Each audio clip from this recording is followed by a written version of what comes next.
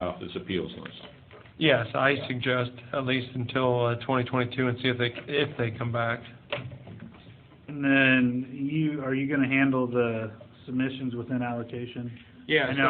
I know John McGauley's sitting back there, so we'll let him come forward, and then you can handle the rest of them.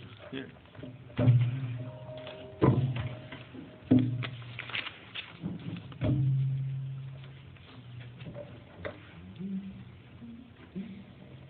Good afternoon. Good afternoon, council members. Happy to step forward and tell you what I hope is a really boring story.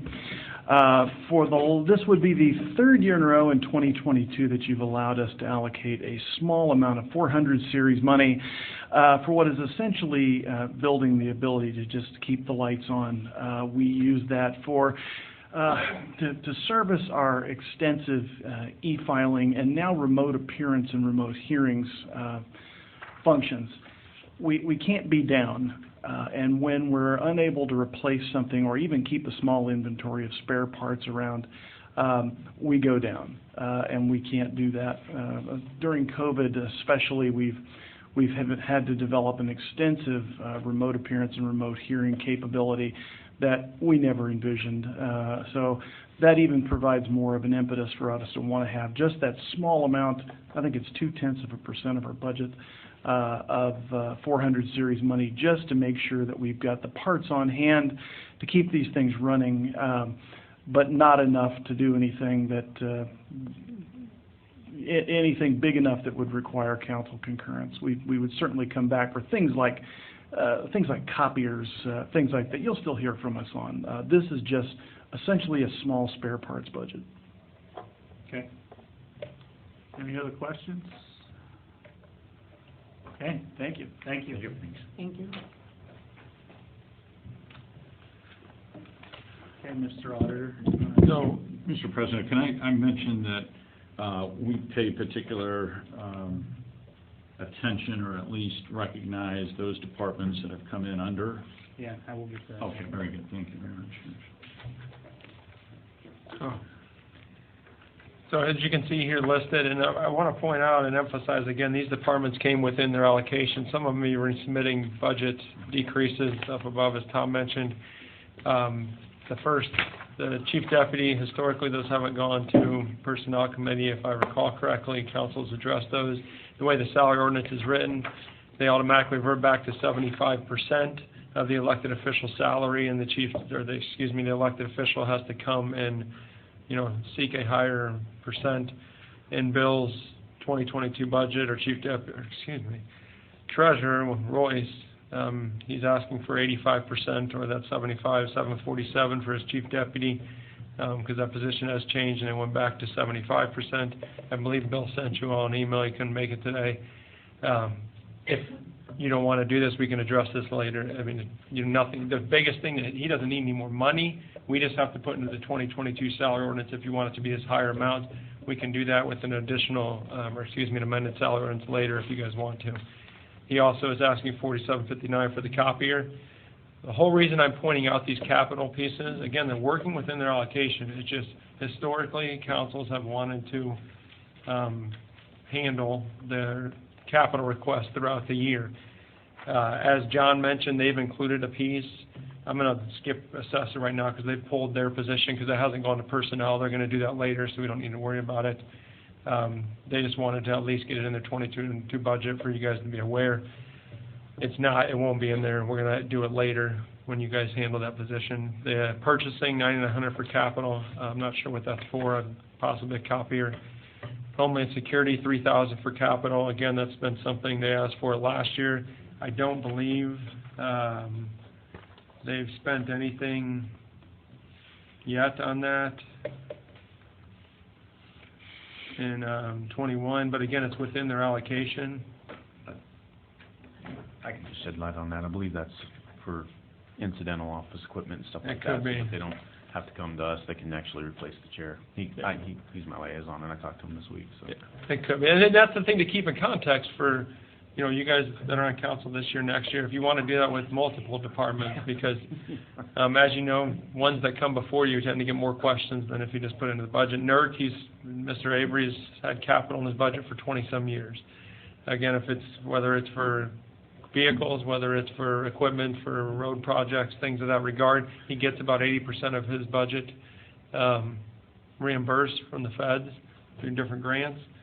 John just talked on his capital piece. The additional engineer, I think that hasn't gone to Personnel Committee. I don't know if the commissioners want to talk about it, but I believe it is forthcoming to Personnel later. So it's the real ones, unless you wanted to pick out the capital, the real ones are we need specific action on the personnel, with the exception of the personal property team leader, unless you want to deviate from your historical practice of making them go into Personnel Committee. But we also have an amount of money set aside in the council budget for capital. Yeah, so we would reduce up in the allocation, that if you're fine with all those capital pieces, then up here in this allocation, I would take out the exact same dollar amount that is already budgeted below, because you guys budget $700,000 for capital. You can say, hey, you've already given approximately $100,000 to these departments, so you can drop your allocation to 6. Up here, this 116,340, I would, back $100,000 off of it, because you're filling it in. Those departments have already came and got it, compared to coming next year and getting it.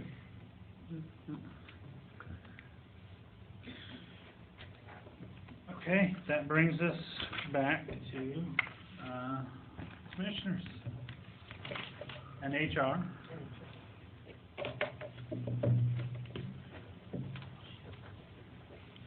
And the countywide expense, which would address the change from 1750 to 3.5%, and that's how it's listed on the appeal. Well, good afternoon, Commissioner Therese Brown. Human Resource Director Charity Murphy. So I would like to walk through my understanding of what might be on the spreadsheet to make sure I've got my mind wrapped around it. So if the original submissions were at 1750, that was built into the budget, correct? Mhm. And that dollar amount already there, the 600,000 recognizes the difference to bring up to what Councilman Freeze offered to at least have advertised, to bring it to the 3.5%, if you will. Correct. He's not there, but I think that's what he would probably say. It's out of the room.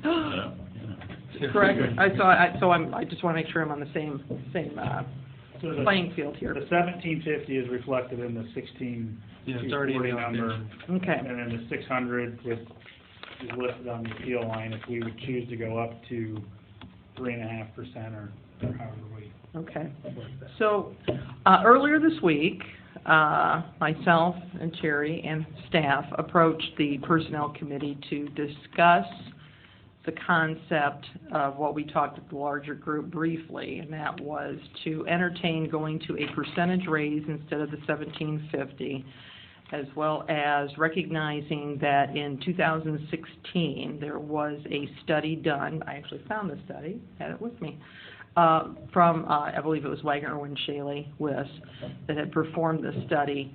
And so it's been 5 years since there's been a study relative to the grid system and the aforementioned application thereof, what council may have adopted in 16-17. I stand corrected, and I know the auditor would have a probably better memory than I do of how some of those things, in Charity as well, some of those recommendations were actually then applied to the budget, all the positions via grids.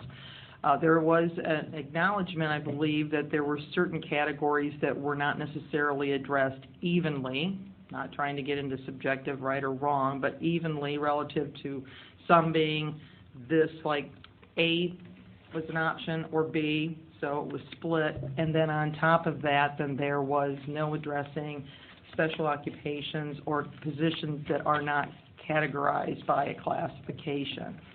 So what we were asking for at the meeting was at least to have a dialogue, to be able to entertain at this level an acknowledgement maybe that a percentage raise would make more sense, to then in turn advocate for a study. And I know studies can be a little dicey for a lot of people, but I think it would be in all of our best interest to collaborate between both sides, commissioners, HR, and council,